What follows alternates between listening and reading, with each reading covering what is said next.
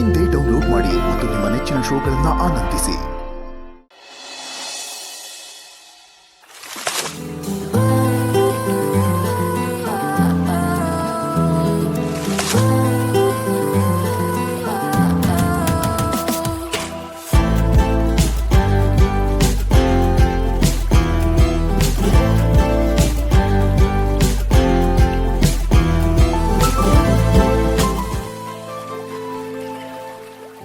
ಏನಪ್ಪ ಹುಡುಗ, ಏನ್ ಕರ್ತಿದ್ದು?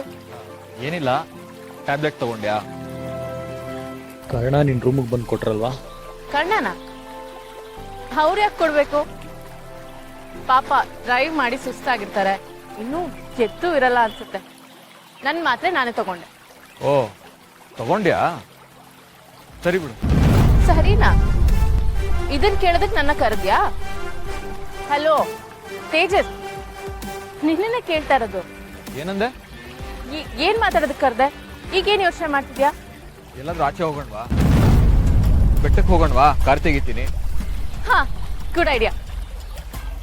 ಹಾಗೆ ನಿಧಿ ಮತ್ತೆ ಕರ್ಣನ್ನು ಕರೆದ್ಬಿಡ್ತೀನಿ. ಪಾಪ ಅವ್ರಿಬ್ರೆ ಇಲ್ಲೇನ್ ಮಾಡ್ತಾರಲ್ವಾ, ನಿನ್ ಗಾಡಿ ತೆಗಿ, ಅವ್ರನ್ನ ಕರ್ಕೊಂಡ್ ಬಂದ್ಬಿಟ್ಟು. ಹಾ,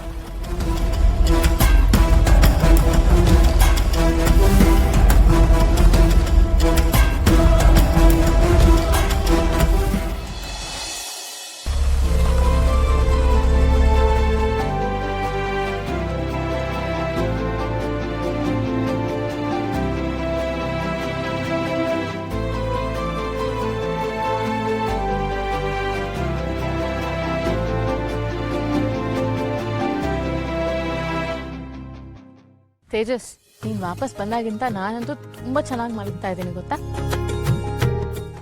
ಏನೋ ನೀನು ಏನ್ ಹೇಳಿದ್ರು ಹ್ಞೂ ಹಾ ಅಂತಾನೆ ಉತ್ತರ ಕೊಡ್ತೀಯಲ್ಲ. ಸರಿ ಬಿಡು, ಇನ್ಮೇಲೆ ಏನೂ ಹೇಳಲ್ಲ ನಿನ್ಗೆ.